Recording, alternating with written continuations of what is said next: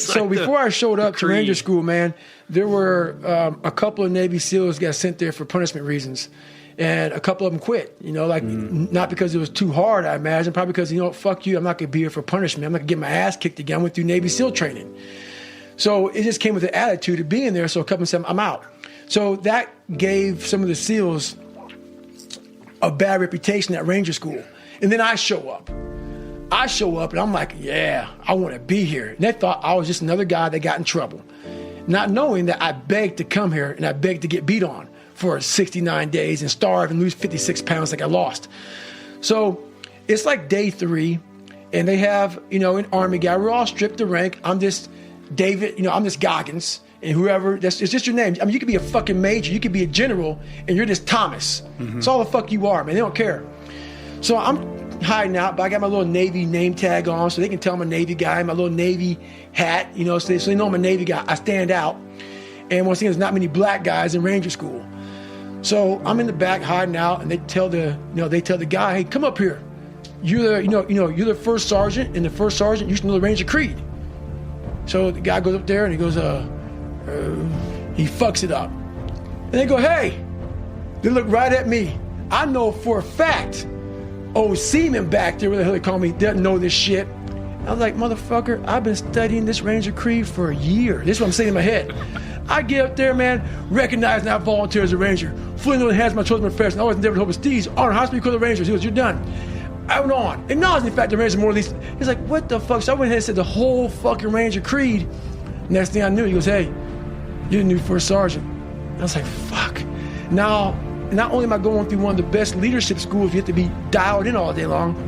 When I'm not out in the field getting graded, I'm now in garrison, having to be in charge of all these fucking guys in Bravo platoon. So Bravo company. So I was like, guys, so it was I was always had to be on the whole time. Roger that. Roger that. So I was like, fuck it, man. I guess I'm in charge now the whole time.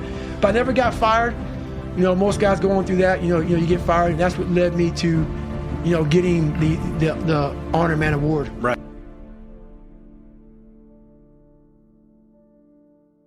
Well, the thing about it is I deployed, I fought in combat, stuff like that. First of all, it's hard to relate to that. Second of all, I had to get all kind of fucking approvals from people to get that in the book and talk about it. And I want to go through that process of, hey, can I put, what I did in Iraq in the book and stuff like that in the book. And I want my book to relate to people. There's enough Navy SEAL books out there talking about, running, gunning, shooting them up, stuff like that. That's never been, I don't want to be known as a Navy SEAL. Even though I talk a lot of, people want to ask me about it, Navy SEAL, that was a snippet of my life.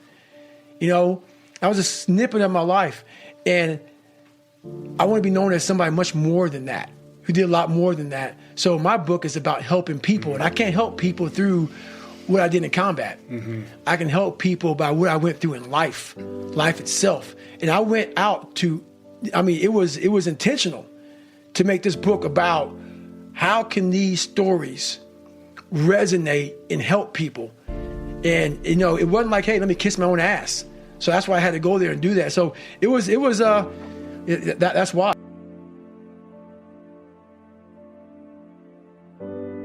A lot of things are frowned upon in the SEAL teams.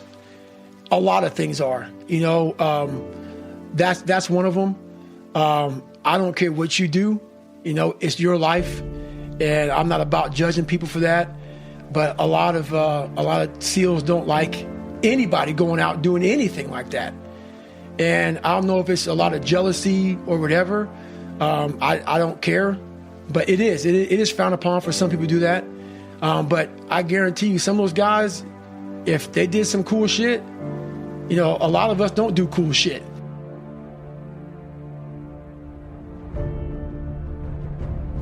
I came up with the only. There's a lot of onlys out there. I was the only black in a lot of situations.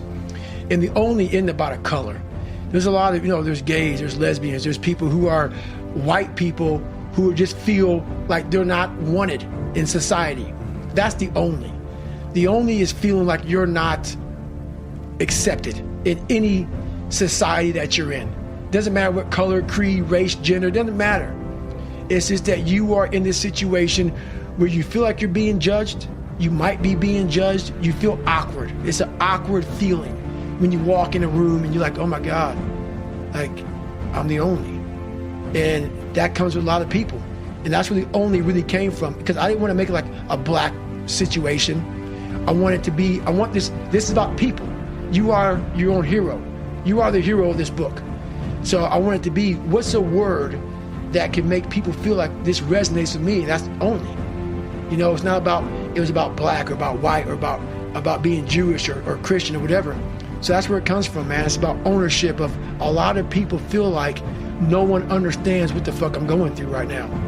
And that's the only. Right, and that seems to be something that you leverage to get stronger. Oh, yes, the only is a very powerful thing for me. And there's a lot of times in my life that I chose the only on purpose. On purpose, just to see how I would come out the other end of it.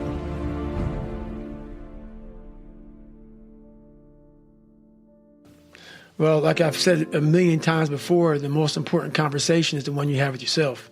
You wake up with it, you walk around with it, you go to bed with it. Eventually, you act on it. Sometimes you act on it good, sometimes bad. You got to change the internal dialogue.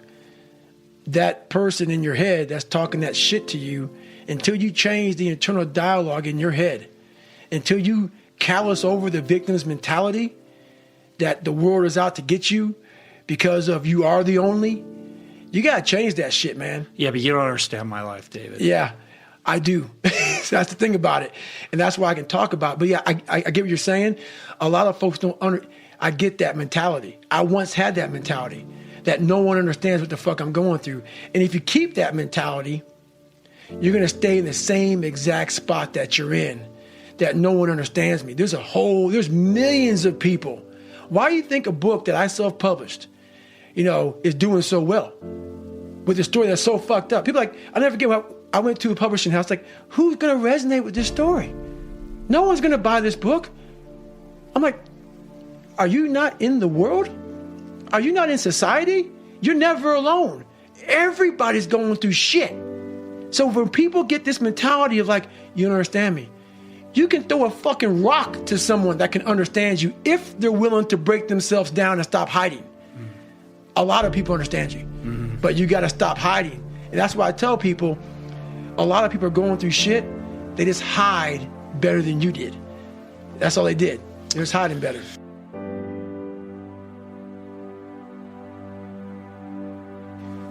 I talked about with her 2 hours today. I said, we are fucking grinding so hard that we are losing the vantage point of what we have accomplished today. We got podcast, interview, flying, do this, do that. I'm like, stop. It's just me and you in this mom and pop thing that we're doing. Look at where the fuck this book is at right now. It's crazy. Look how many people we're touching. Shut up. And just fucking think for a second. Let's stop. Because all we did was talk about this and this. We got to keep. I go, no, enjoy this for a second. We have to take time and realize what the fuck we've accomplished here. That's an evolution for you, man. Huge. But that's I realized, a very different David Goggins than even from a couple of years ago. Huge. Because you have to. What is it all about? I'm going to keep on grinding. That's not what I'm saying. What I am saying, though, is you have to respect what you've done. Take a second, not live in it, not sit around and say, I'm good. Sit back and say, let me look at the vantage point now that I'm at. That's why you reset the vantage point. Get the tactical advantage. If you get the tactical advantage too quick and start fighting, you got to take a second to take observation of where I'm at. What have I done? Am I in the right spot? I'm obviously in the right spot right now. Now we can go back to fighting. Mm-hmm. So that's what we're doing right now.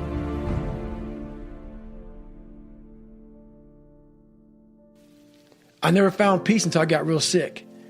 And you find peace by clarity. And there's no clarity when there's noise. When there's always a schedule in front of you to keep grinding at it. So my schedule is always there. I'm still alive. And while I'm still alive, I'm going to grind until I'm dead.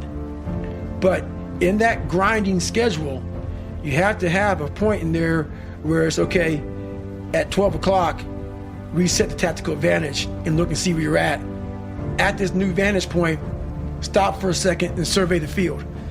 Because what I was doing was I had this big long schedule. And in this schedule, there was no take a second, see what the fuck you've accomplished. Because if I did all that shit in the military, after I got honor man at Ranger School, and I was the top leader amongst 300 people, when I got back to that second platoon, if I had taken the vantage point and said, okay, my God, man, you've really grown as a leader, I would have attacked the situation, that second platoon, much differently when I was like, oh, you guys don't want to work out this fucking hard? You ain't hard like this? I would have taken a step back and said, okay, hang on a second, man. You learned a lot.